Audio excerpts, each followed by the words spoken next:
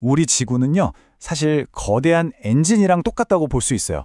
이번 시간에는 바로 그 엔진을 움직이는 힘, 날씨와 기후가 도대체 어떤 원리로 돌아가는 건지 한번 제대로 파헤쳐 보겠습니다. 이 말 들어보셨죠? 1972년에 기상학자 에드워드 로렌츠가 한 말인데요. 와, 이게 뭘 의미하냐면 지구의 대기 시스템이 정말 어마어마하게 복잡하고 또 모든 게 다 얽혀 있다는 걸 아주 상징적으로 보여주는 거예요. 그러니까 진짜 사소한 변화 하나가 나중에는 전혀 예측하지 못한 엄청난 결과를 만들어낼 수 있다는 거죠. 네, 맞아요. 우리 행성의 날씨는 정말 아름답기도 하지만 또 한편으론 완전히 혼돈 그 자체처럼 보이기도 하죠. 하지만요, 이 복잡한 혼돈 속에 사실은 아주 정교한 시스템이 숨어 있다는 사실, 마치 거대한 기계처럼요. 자, 그럼 궁금해지죠? 이 거대한 기계, 그러니까 지구의 기후 시스템은 대체 어떻게 돌아가는 걸까요? 지금부터 그 질문의 답을 저랑 같이 한번 찾아보시죠. 모든 엔진에는 동력원이 필요하잖아요. 지구라는 이 거대한 엔진의 심장은 두말할 필요도 없이 바로 태양입니다. 그럼 먼저 이 태양의 힘이 우리 대기랑 어떻게 만나서 일을 시작하는지 그 외부터 한번 알아보겠습니다. 모든 이야기의 시작은 알베도라는 개념이에요. 좀 생소하게 들릴 수도 있는데 쉽게 말해서 지표면이 햇빛을 얼마나 튕겨내는지 그 반사율을 말하는 겁니다. 이게 왜 중요하냐고요? 바로 이게 우리 기후 엔진을 이해하는 가장 첫 번째 단추거든요. 예를 들어볼까요? 하얗게 간 내린 눈 있잖아요. 이 눈은 햇빛의 무려 80%를 그대로 우주로 튕겨내버려요. 와, 말 그대로 지구를 식혀주는 거대한 거울 역할을 하는 셈이죠. 근데 반대로 어두운 색의 물은 어떨까요? 겨우 3%만 튕겨내고 나머지 에너지는 꿀꺽 다 흡수해버립니다. 바로 이거예요. 한쪽은 거울, 눈, 다른 한쪽은 스펀지, 물.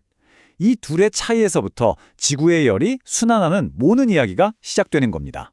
자, 이렇게 들어온 태양 에너지는 대기라는 공간을 통해서 이동하게 되는데요. 우리 대기, 아시다시피 대부분은 질소랑 산소잖아요. 근데 진짜 재미있는 건 날씨를 좌지우지하는 진짜 중요한 역할은 저기 보이는 0.07%, 눈에 보이지도 않는 아주 적은 양의 기체들이 한다는 겁니다. 자, 에너지가 들어왔으니 이제 뭐가 생길까요? 맞습니다. 바로 움직임이 시작되죠.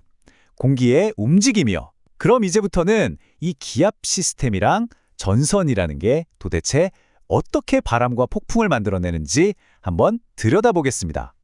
우리 일기예보 보면 저기압의 영향으로 이런 말 진짜 많이 듣잖아요. 그 저기압이 바로 이렇게 만들어지는 거예요. 자, 보세요. 태양이 땅을 뜨겁게 데우면 그 위에 있던 공기도 같이 따뜻해지겠죠? 그럼 이 따뜻해진 공기는 가벼워져서 위로 슝 올라갑니다. 그럼 그 자리가 텅 비게 되잖아요. 거기가 바로 저기압 중심이 되는 거고요. 그리고 위로 올라간 공기는 식으면서 물방울로 변해서 구름도 되고 비도 내리는 거죠. 정말 기본적인 물리 원리예요. 그러니까 정리를 해보면 공기가 위로 솟구치는 저기압, 이걸 사이클론이라고도 하는데 여기서는 날씨가 흐리고 비가 오는 거고요. 반대로 공기가 아래로 내리누르는 고기압, 즉 안티사이클론 지역은 하늘이 맑고 날씨가 아주 안정적인 거죠. 우리가 매일 겪는 날씨는 결국 이 두 시스템이 서로 밀고 당기면서 만들어내는 합작품이라고 할 수 있습니다.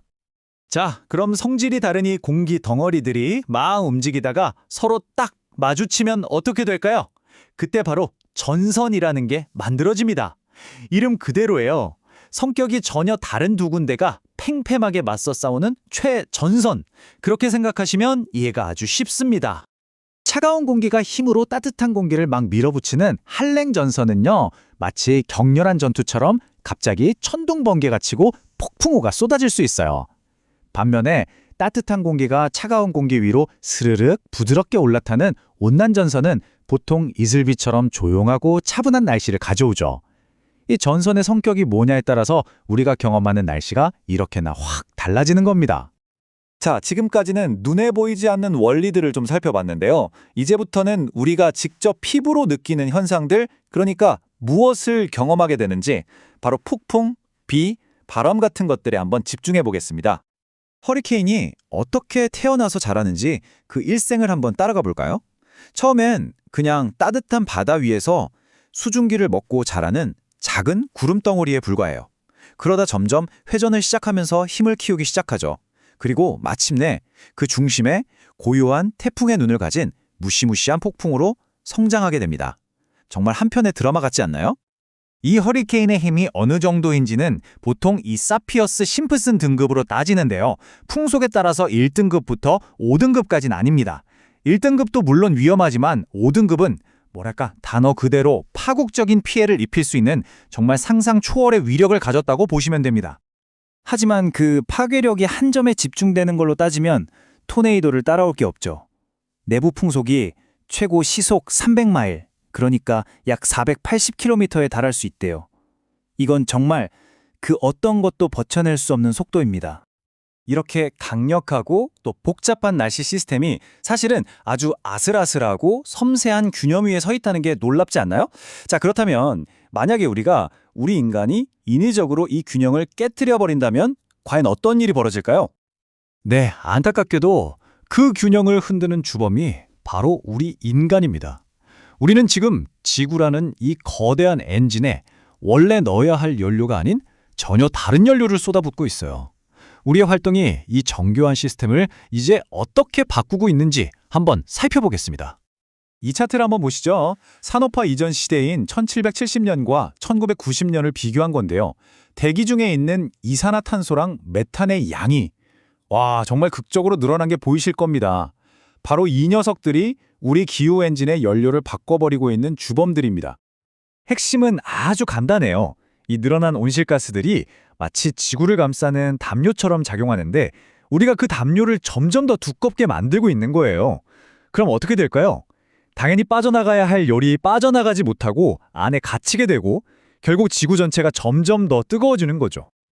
근데 문제가 지구온난화에서 끝나지 않아요.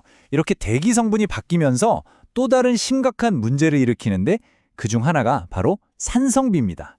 말 그대로 공장이나 자동차에서 뿜어져 나온 오염물질들이 비에 섞여서 산성을 띠고 내리는 거죠. 이 산성비가 미치는 영향은 정말 생각보다 훨씬 더 넓고 심각합니다.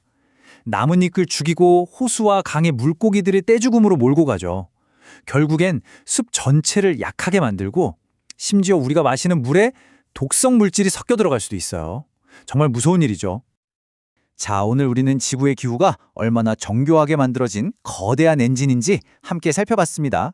그리고 동시에 바로 우리 자신이 그 엔진의 연료를 완전히 다른 걸로 바꾸고 있다는 충격적인 사실도 알게 됐죠. 그럼 이제 마지막 질문을 던져야 할 시간입니다. 우리가 계속 이 연료를 쓴다면 과연 이 엔진은 앞으로 어떻게 될까요? 우리 모두가 함께 고민해봐야 할 문제입니다.